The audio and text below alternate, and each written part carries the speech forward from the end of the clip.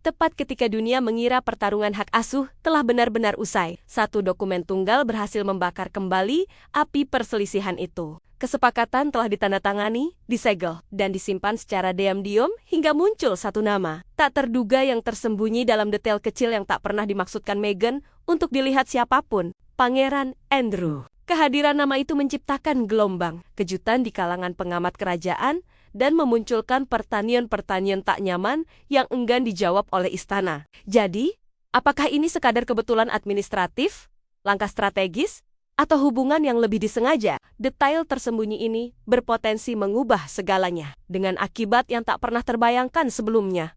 Pagi itu, istana berhenti berbisik. Semuanya tidak dimulai dengan teriakan keras, pintu dibanting, atau kilatan kamera. Tak ada peringatan, tak ada drama publik, tak ada keributan. Ia bermula seperti hal-hal paling serius biasanya terjadi, dengan keheningan yang begitu dalam hingga terasa berat. Tak lama setelah fajar, ketika langit di atas Windsor masih pucat dan ragu-ragu, sebuah map merah tunggal dikirim ke kastil. Bukan jenis map yang biasa digunakan untuk upacara atau jadwal harian. Map itu tidak berisi pembaruan sopan atau laporan ringan. Ia tebal, disegel rapat, bersifat final jenis yang membuat langkah orang melambat dan pembicaraan terhenti di tengah kalimat. Mereka yang menyentuhnya langsung tahu bahwa ini berbeda. Bertahun-tahun bekerja di istana telah mengajarkan para pembantu untuk mengenali bahaya sebelum ia berbicara. Map itu membawa beban diam dari sesuatu yang tak bisa lagi diabaikan. Begitu dibuka, ia akan mengubah bentuk hari itu dan mungkin jauh lebih banyak lagi.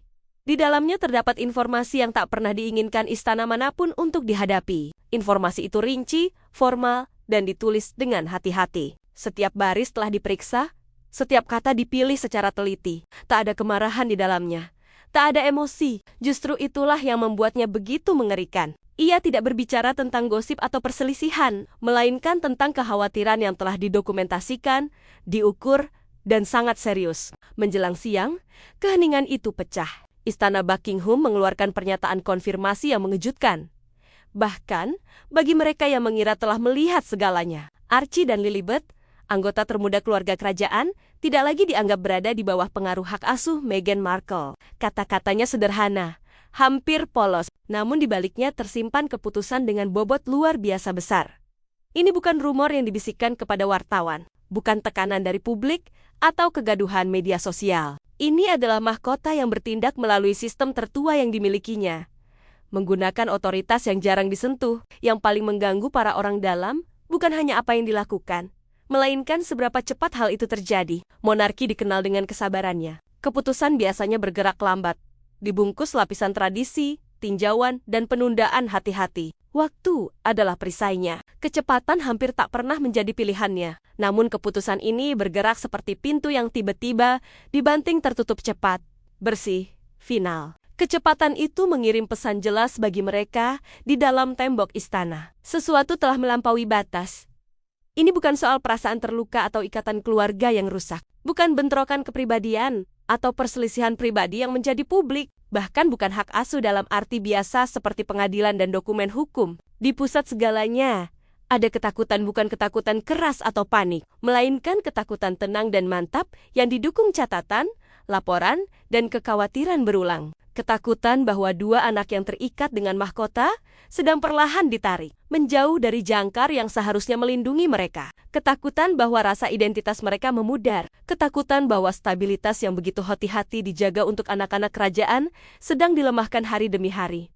Semua orang yang dekat dengan isu ini memilih kata-kata dengan sangat hati-hati. Mereka berbicara tentang kesejahteraan, stabilitas, dan melindungi masa depan. Seolah segalanya terkendali. Namun di balik bahasa yang terukur itu, tersembunyi kegelisahan diam. Waktu tak lagi netral. Setiap jeda, setiap penundaan membawa bahayanya sendiri. Mengubah penantian menjadi ancaman yang semakin membesar dan tak bisa lagi diabaikan. Satu langkah salah pun bisa mengubah hasil selamanya bagi semua pihak yang terlibat. Bagi mahkota, ini bukan soal kendali. Ini soal tugas, keyakinan bahwa ketika perlindungan dibutuhkan, keraguan bisa merugikan. Bahwa ketika tanda-tanda peringatan menumpuk, dia menjadi pilihan dan kadang pilihan yang salah. Tak ada yang merayakan keputusan ini. Tak ada pemenang. Hanya pemahaman bersama bahwa sesuatu yang rapuh sedang dipertaruhkan. Dan tindakan betapapun menyakitkan telah dianggap perlu. Begitulah awalnya bukan dengan kegaduhan, melainkan dengan ketenangan sebuah map merah di fajar, keputusan menjelang siang, dan pengingat bahwa di koridor kekuasaan yang sunyi, perubahan paling dramatis sering datang tanpa suara. Apa yang mendorong keputusan istana kerajaan untuk mengambil alih hak asuh anak-anak? Apakah ini karena dendam yang belum terselesaikan? Apakah efek dari Maxit? Mari kita telusuri apa yang membuka jalan bagi langkah ini. Penemuan yang memicu mahkota beberapa hari sebelum istana mengambil langkah berikutnya. Sebuah penemuan diam-diam di belahan dunia lain memicu reaksi berantai yang tak terduga. Di sebuah sekolah swasta di California, seorang administrator sekolah memperhatikan celah aneh dalam catatan. Dua nama yang selalu ada Archie dan Lilibet tiba-tiba hilang. Awalnya, ini tampak seperti masalah administratif sederhana. Anak-anak sering berganti sekolah. Kelly warga Ekuator memang sering pindah tempat tinggal. Dokumen-dokumen administrasi kadang tertunda. Namun kali ini, ada sesuatu yang terasa tidak beres. Tidak ada pemberitahuan penarikan diri, tidak ada surat dari orang tua, tidak ada permintaan salinan rapor, dan tidak ada permohonan resmi untuk pindah ke sekolah lain. Yang lebih mengkhawatirkan lagi adalah keheningan total. Tidak ada komunikasi sama sekali dengan penghubung kesejahteraan anak yang terkait dengan Inggris. Juga tidak ada pembaruan kepada para mediator yang sudah terlibat dalam pengaturan hak asuh anak-anak dengan ikatan internasional serta perlindungan berlapis. Jenis menghilang seperti ini bukan sekadar aneh. Ini benar-benar belum pernah terjadi sebelumnya. Administrator langsung mengikuti prosedur dan mengirimkan laporan ke atas. Laporannya singkat, berdasarkan fakta, dan dirumuskan dengan hati-hati. Tetapi nada di dalamnya terasa berat. Tidak muncul. Kekhawatiran langsung muncul. Dalam sistem yang terhubung dengan keluarga kerajaan, anak-anak tidak begitu saja lenyap dari catatan resmi. Kehidupan mereka didokumentasikan secara teliti melalui sekolah, rumah sakit, yayasan, dan kerangka hukum. Setiap langkah meninggalkan jejak. Ketika jejak-jejak itu tiba-tiba berhenti, itu bukan menandakan privasi. Itu menandakan adanya pelanggaran. Saat laporan itu berpindah antar departemen, hingga akhirnya sampai ke pejabat istana, peninjauan yang lebih mendalam pun dimulai. Apa yang mereka temukan justru memunculkan lebih banyak pertanyaan. Janji temu anak dengan dokter anak yang sudah dijadwalkan, dibatalkan secara diam-diam. Kunjungan lanjutan tidak pernah diatur ulang. Pesan dari kontak kesejahteraan tidak dijawab. Yayasan-yayasan terkait pendidikan yang sebelumnya aktif dibubarkan tanpa penjelasan. Saluran-saluran yang biasa digunakan untuk pembaruan rutin tiba-tiba diblokir. Yang lebih mencolok lagi adalah perubahan di sisi hukum. Firma hukum yang sebelumnya terlibat dalam kerjasama terstruktur mendapat instruksi untuk memutus total jalur komunikasi dengan pihak kerajaan. Bukan menunda atau menegosiasi ulang, melainkan memutus sepenuhnya. Bagi para analis istana, ini bukan keputusan acak. Setiap tindakan mengarah ke arah yang sama. Ini bukan kekacauan. Ini adalah perencanaan matang. Yang paling mengganggu mereka adalah pola yang terlihat. Saat keluarga bersiap untuk negosiasi terutama yang sensitif dan melibatkan anak-anak, biasanya komunikasi justru ditingkatkan, bukan dihilangkan. Catatan dijaga, akses tetap terbuka, perlindungan diperkuat. Di sini, kebalikannya yang terjadi. Keheningan disengaja. Pintu-pintu ditutup satu persatu ketika para analis memetakan garis waktu kejadian. Sebuah kesimpulan tegas mulai terbentuk. Ini bukan persiapan untuk diskusi atau kompromi. Ini adalah persiapan untuk pemisahan total dan bukan sekadar pemisahan pribadi. Langkah-langkah yang diambil menunjukkan niat lebih dalam untuk mencabut anak-anak sepenuhnya dari struktur lama yang menghubungkan mereka dengan sistem kerajaan, baik dari segi pendidikan, hukum, maupun simbolis. Dengan kata lain, ini bukan hanya tentang menjauh dari masa lalu Harry.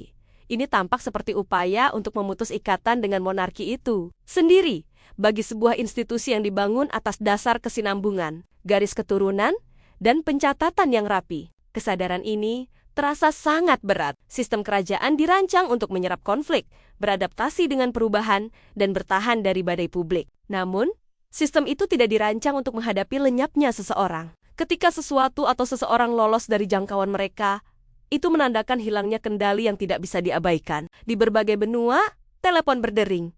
Berkas dibuka kembali, asumsi-asumsi lama dipertanyakan. Apa yang tadinya dianggap sebagai urusan keluarga, kini dilihat dari sudut pandang berbeda, yaitu konsekuensi jangka panjang. Karena ketika anak-anak yang terkait dengan mahkota menghilang dari pandangan resmi, itu bukan sekadar soal keberadaan mereka saat ini. Itu soal masa depan apa yang sedang diam-diam dicabut dari mereka. Dan siapa yang membuat keputusan itu?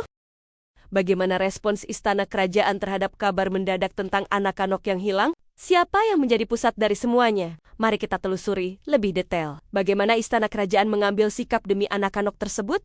Ketika mahkota memilih untuk memprioritaskan anak-anak, Putri Anne tidak membuang waktu untuk mengukur opini publik atau menunggu media memutarbalikkan cerita. Ia bertindak lebih dulu. Secara diam-diam, namun tegas. Ia memanggil rapat darurat di dalam kompleks istana. Tidak ada basa-basi. Tidak ada pendekatan perlahan. Saat memasuki ruangan, ia membawa sebuah map merah yang tebal, berat, dan jelas-jelas serius. Ia meletakkannya tepat di depan Raja Charles, ekspresinya teguh. Pesannya sudah jelas sebelum ia berbicara. Tidak ada bahasa lembut, tidak ada upaya untuk meredam kenyataan. Ini bukan lagi soal reputasi, katanya dengan suara stabil namun tajam. Ini soal anak-anak yang dibawa keluar dari zona aman tanpa penjelasan yang jelas. Ruangan menjadi hening. Ini bukan jenis kekhawatiran yang bisa diselesaikan dengan pernyataan pers atau penyangkalan sopan. Ini bukan tentang berita utama, popularitas, atau harga diri yang terluka. Ini tentang tanggung jawab dan risiko.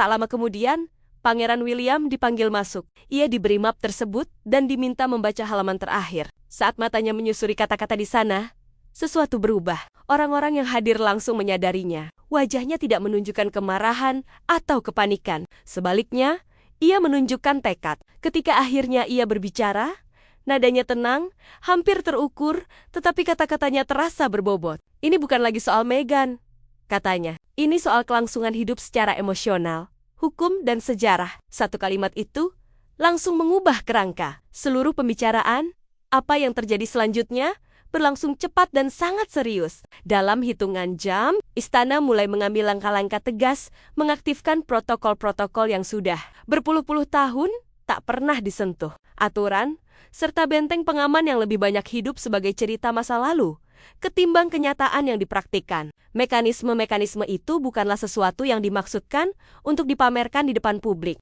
Mereka adalah alat senyap, dirancang khusus untuk shot-shot. Ketika istana menilai ada sesuatu yang sangat berharga sedang terancam, langkah pertama diambil dengan cepat. Paspor-paspor dibekukan bukan untuk pamer kekuasaan, melainkan untuk mencegah perpindahan mendadak yang bisa memperumit situasi yang sudah rapuh. Penggunaan nama-nama anak secara komersial dihentikan total. Tidak ada lagi branding, tidak ada kesepakatan bisnis, tidak ada kontrak masa depan yang dibangun di atas identitas anak-anak yang belum bisa memberikan persetujuan atau memahami akibatnya.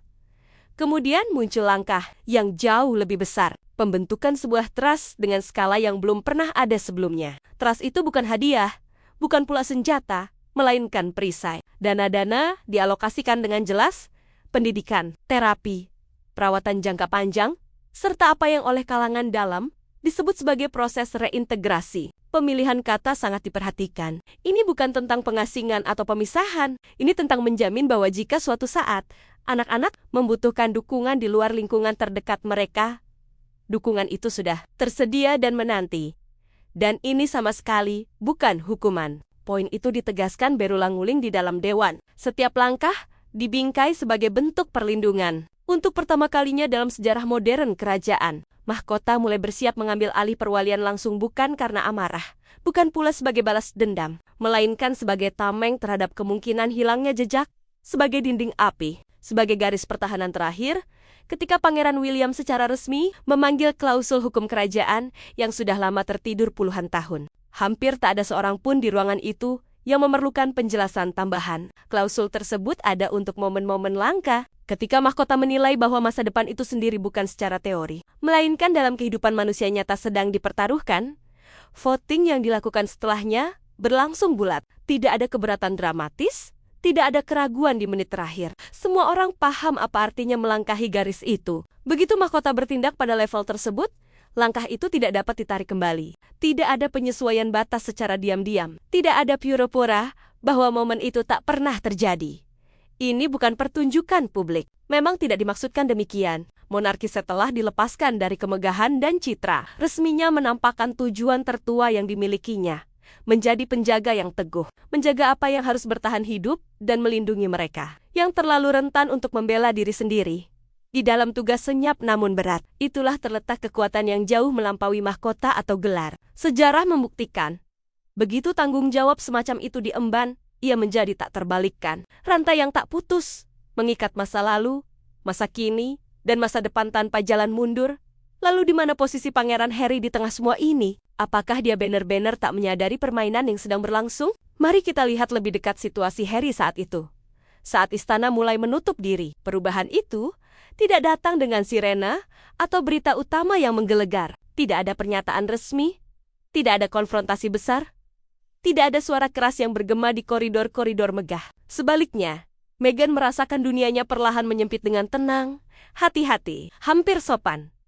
Hari ini rapat ditunda, besoknya sedang ditinjau ulang. Proyek streaming yang dulu terasa pasti tiba-tiba dihentikan dengan alasan strategis. Mitra-mitra merek yang sebelumnya antusias dan bangga bisa bekerja sama dengan visinya. Mulai tak lagi membalas telepon, surel tak dijawab, jadwal kosong. Semuanya begitu halus hingga membingungkan. Tidak ada yang secara resmi diakhiri, namun segalanya mulai lenyap. Bahkan detail terkecil pun berubah. Nama-nama anak yang tadinya sengaja dimasukkan ke dalam arsip, metadata, dan rencana pemasaran jangka panjang mulai dihapus, dikeluarkan dari draft, dihilangkan dari presentasi, diedit secara diam-diam dari catatan Sialuhala. Mereka tak pernah ada. Tidak ada penjelasan yang menyusul. Memang tak diperlukan. Begitulah cara kekuasaan bekerja di dunia itu. Tidak dramatis, tidak berisik. Hanya pintu-pintu yang menutup satu persatu.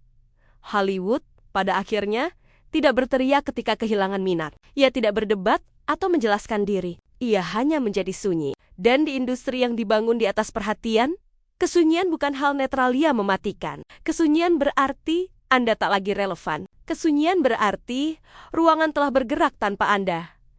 Di tengah keheningan yang semakin membesar itu, Pangeran Harry berjuang mencari pijakan. Menurut berbagai sumber, dia masih yakin ada ruang untuk bernegosiasi. Ada titik tengah, ada kompromi yang memungkinkan semua pihak menjaga muka. Dia sudah cukup lama hidup di dalam institusi untuk percaya bahwa aturan bisa dilenturkan, bahwa pengecualian bisa dibuat, bahwa sejarah pribadi masih memiliki bobot.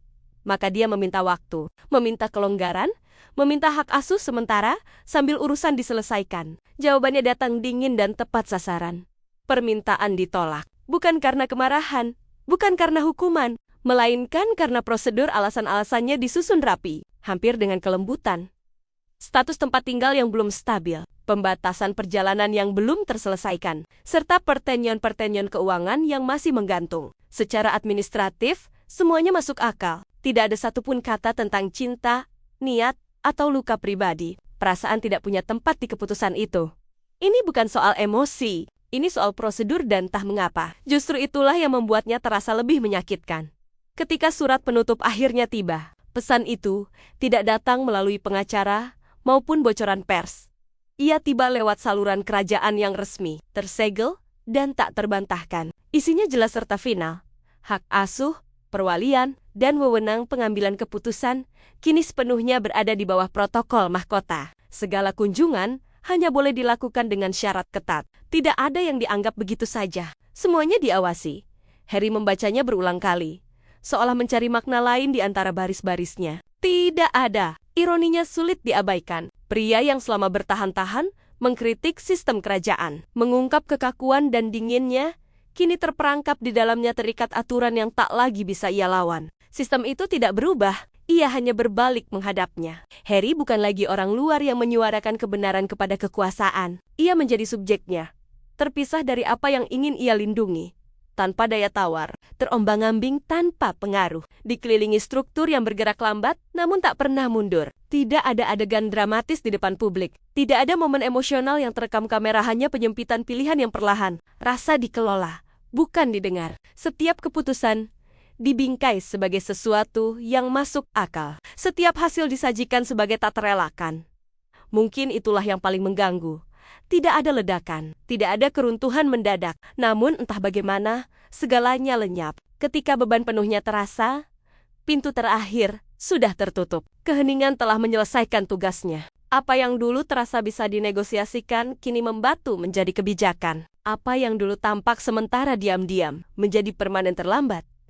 Bagaimana akhirnya kesepakatan hak asuh berpihak sepenuhnya kepada mahkota? Apakah itu kesepakatan darurat, sementara, atau final?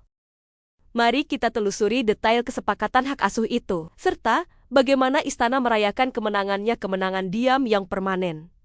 Istana tidak menggelar pesta. Tidak ada sorak-sorai, pidato kemenangan, atau senyum publik untuk kamera. Yang terjadi justru lebih serius. Istana menyesuaikan diri dengan tenang, hati-hati, dan penuh tujuan. Seperti mesin tua yang tahu persis cara mengembalikan keseimbangannya. Ia menggeser gigi tanpa suara. Di pusat pergeseran diam itu, ada Catherine, Putri Wales. Ia tidak maju dengan pengumuman atau pernyataan. Ia melangkah masuk dengan struktur, ketenangan, dan kepedulian. Perannya bukan politik atau pertunjukan. Ia bersifat manusiawi. Fokusnya pada anak-anak, emosi mereka, rutinitas mereka, rasa aman mereka. Terapi diatur bukan sebagai hukuman atau upaya pemulihan kerusakan, melainkan dukungan. Hari-hari dijaga tetap dapat diprediksi. Waktu tidur tetap sama. Wajah-wajah akrab tetap dekat. Tidak ada yang dipercepat, tidak ada yang dipaksakan. George dan Charlotte tidak diperlakukan seperti prajurit yang menjalankan perintah. Mereka dibimbing dengan lembut, didorong untuk menyertakan Lily sebagai saudari, bukan simbol. Tanpa tekanan, tanpa naskah, tanpa bisikan peringatan tentang apa yang boleh dikatakan atau bagaimana bersikap. Hanya kebaikan yang ditunjukkan dan dibiarkan tumbuh secara alami. Anak-anak memahami jauh lebih banyak daripada yang sering disadari orang dewasa, terutama ketika mereka dipercaya. Lalu ada foto itu. Ia muncul begitu saja, tanpa keterangan penuh makna atau pernyataan berbau niat. Dua anak, satu tangan memegang tangan lain tanpa framing dramatis, tanpa pengeditan berat, tanpa penjelasan. Namun foto itu mengatakan segalanya. Ia menunjukkan seperti apa stabilitas itu, seperti apa perlindungan diam terasa, seperti apa rasa memiliki ketika nyata. Di dunia yang penuh kata-kata, gambar itu tak butuh apapun. Orang-orang berhenti sejenak saat melihatnya. Sebagian merasa nyaman, sebagian lain gelisah, karena foto itu membawa kebenaran yang tak bisa dibantah. Tak lama kemudian, muncul gambar lain yang disusun dengan hati-hati secara online, dipoles, emosional, dan jelas dirancang untuk mengubah narasi publik. Itu dimaksudkan untuk merebut kembali kendali, menulis ulang momen, menyiratkan pemberdayaan, perjuangan, dan kekuatan sekaligus. Istana tidak membantah, tidak melawan dengan foto lain, tidak membocorkan informasi atau memicu perdebatan. Responsnya hanya satu kalimat, sebenarnya 3 baris pendek. Pemberdayaan bukan manipulasi. Perlindungan bukan penghalang. Keheningan bukan ketidakhadiran. Itu saja. Namun kata-kata itu mendarat seperti pintu yang tertutup. Mereka tidak menjelaskan, mereka mendefinisikan. Mereka menarik garis antara perawatan dan kendali, antara privasi dan rahasia, antara kekuatan dan pertunjukan. Mereka membingkai ulang seluruh cerita tanpa pernah menyebutnya. Dan setelah diucapkan, tak bisa ditarik kembali. Setelah itu, segalanya bergerak cepat tapi diam-diam. Pengaturan hak asuh tak lagi bisa diperdebatkan. Masalah selesai, bukan lewat keributan, melainkan proses. Hak gambar dikunci rapat, disegel dengan bobot hukum dan otoritas kerajaan. Tidak ada lagi garis kabur. Tidak ada ketidakpastian tentang siapa yang memutuskan apa dan untuk siapa. Yang terpenting, wewenang bergeser bukan sementara, bukan simbolis, melainkan permanen. Apa yang banyak orang anggap konflik keluarga pribadi, ternyata sesuatu yang lain sepenuhnya. Ini bukan sekadar soal perasaan, bukan soal popularitas atau simpati publik. Ini tentang tugas, warisan, dan perlindungan institusi itu sendiri. Monarki tidak bertahan dengan reaksi emosional. Ia bertahan melalui keheningan yang terukur, proses yang tak tergoyahkan, dan prioritas pada kelangsungan jangka panjang. Sistem bertahan hidup dengan melakukan koreksi arah setiap kali keseimbangan terancam. Begitulah yang terjadi dalam kasus ini. Tidak ada yang dipermalukan, tidak ada yang dikalahkan secara terbuka di depan publik. Namun aturan-aturan ditegaskan kembali, batas-batas dikembalikan ke tempatnya, dan masa depan diam-diam diamankan. Apa yang awalnya tampak sebagai drama, keluarga yang sangat terbuka dimainkan lewat berita utama, wawancara, dan foto-foto berakhir dengan sesuatu yang jauh lebih dingin dan jauh lebih tua daripada sekadar emosi. Ia berakhir sebagai koreksi konstitusional. Dalam keheningan itu, tanpa sorak-sorai dan tanpa perayaan, istana sekali lagi membuktikan bahwa kekuatan terbesarnya tidak pernah terletak pada kegaduhan. Kekuatannya selalu berada pada pengendalian. Bagaimana Pangeran Andrew bisa masuk ke dalam cerita ini? Apa urusan Andrew dengan Meghan Markle? Mari kita telaah narasi yang membuka kembali masa lalu Meghan bersama Andrew. Sesuatu yang sangat ia khawatirkan akan terungkap di masa kini. Sebuah tuduhan yang menolak untuk lenyap selama bertahun-tahun. Di lingkaran dalam kerajaan, Ada satu cerita yang tak pernah benar-benar hilang. Cerita itu tidak pernah diteriakkan di berita utama atau dicetak dalam pernyataan resmi. Ia hidup diam-diam, berpindah dari satu suara hati-hati ke suara hati-hati lainnya, tersimpan dalam bisikan dan alis terangkat. Tidak ada yang berani mengonfirmasi. Tidak ada pula yang secara tegas membantah. Cerita itu dibiarkan begitu saja, seolah waktu akan menghapusnya sendiri. Namun waktu tidak melakukannya. Tuduhan itu tetap bertahan. Inti ceritanya sederhana, namun mengganggu bagi sebagian orang. Pangeran Andrew telah mengenal Meghan Markle jauh sebelum Pangeran Harry bertemu dengannya. Bukan dalam arti romansa rahasia seperti yang disukai tabloid, tidak. Ada kisah cinta tersembunyi. Tidak ada konfrontasi dramatis. Tidak ada surat cinta rahasia. Itu bukan intinya. Cerita ini bukan tentang gairah atau pengkhianatan. Ia tentang sesuatu yang lebih tenang dan mungkin lebih mencerminkan realitas akses. Menurut orang-orang dalam, Meghan dan Andrew bergerak di lingkungan yang berdekatan jauh sebelum namanya dikaitkan dengan keluarga kerajaan Inggris. Lingkungan itu bukan ruang terbuka yang bisa dimasuki siapa saja. Itu adalah lingkungan tertutup yang dikelola dengan ketat dan dikendalikan secara hati-hati. Seseorang tidak masuk karena ketenaran semata. Seseorang masuk karena diundang dan undangan ditentukan oleh kekuasaan, uang, serta koneksi. Para saksi mata menegaskan satu hal berulang kali. Ini bukan kebetulan pertemuan tak sengaja, ini adalah pola. Ini adalah pola acara-acara pribadi dengan daftar tamu kecil dan rahasia. Makan malam eksklusif yang diselenggarakan oleh tokoh-tokoh kaya yang jarang muncul di publik. Acara amal yang lebih bertujuan membangun pertemuan di balik pintu tertutup ketimbang sekadar menggalang dana. Di tempat-tempat seperti itu, gelar kurang penting dibandingkan pengaruh. Dan wajah-wajah menjadi akrab meski nama tetap tidak diucapkan. Andrew jauh sebelum kejatuhan publiknya dikenal nyaman berada di ruang-ruang semacam itu. Ia memiliki reputasi sebagai sosok yang sering hadir di antara para financier, elit sosial, dan para broker kekuasaan internasional. Ia bukan royal yang paling sering terlihat, tetapi ia kerap berada di tempat aliran pengaruh bergerak secara diam-diam. Meghan pun mulai muncul di lingkaran, serupa selama masa-masa di dunia hiburan dan pekerjaan kemanusiaannya. Saat itu, ia belum menjadi bangsawan. Ia bahkan belum begitu terkenal di Inggris. Namun ia sudah terlihat di ruangan-ruangan tempat perkenalan lebih berharga daripada berita utama.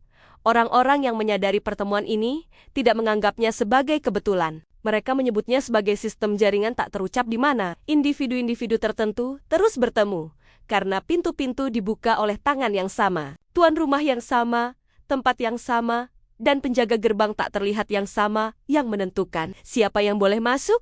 Inilah alasan mengapa tuduhan itu tak pernah benar-benar lenyap. Ia tidak bergantung pada satu momen dramatis. Ia bertahan karena pengulangan.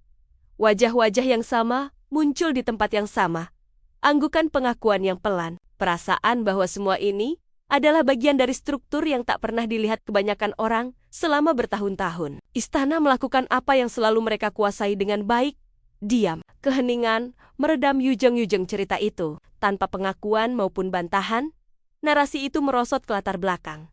Dianggap sebagian orang sebagai spekulasi belaka. Namun keadaan telah berubah.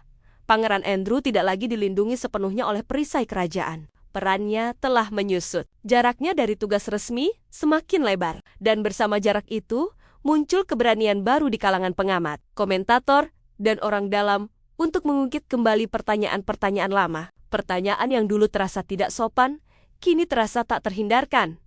Apakah Andrew mengenali Meghan sebelum Harry memperkenalkannya? Apakah jalur mereka pernah bersilangan dengan cara yang tidak dimaksudkan untuk diketahui publik? Apa artinya ini tentang betapa rapatnya hubungan dunia elit sebenarnya? Yang membuat tuduhan ini semakin menarik bukanlah tuduhan itu sendiri, melainkan apa yang diungkapkannya. Kekuasaan tidak bergerak secara acak. Kekuasaan bersirkulasi. Ia menciptakan akar-akar yang akrab. Orang bertemu bukan karena takdir, melainkan karena sistem diam-diam menyatukan mereka.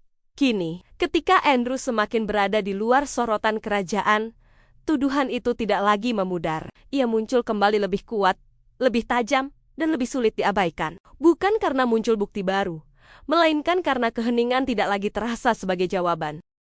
Pada akhirnya, cerita ini tetap belum terselesaikan, namun keteguhannya sendiri menyampaikan kebenaran. Beberapa tuduhan menolak mati bukan karena dramatis, melainkan karena terasa masuk akal di dunia yang dibangun di atas pintu tertutup dan akses yang dikelola dengan cermat. Bagaimana pendapatmu tentang pengaturan hak asuh? Apakah menurutmu Meghan akan pulih dari kabar masa lalunya dengan Andrew ini? Kami sangat ingin mendengar pandanganmu di kolom komentar di bawah. Jangan lupa like dan subscribe ya.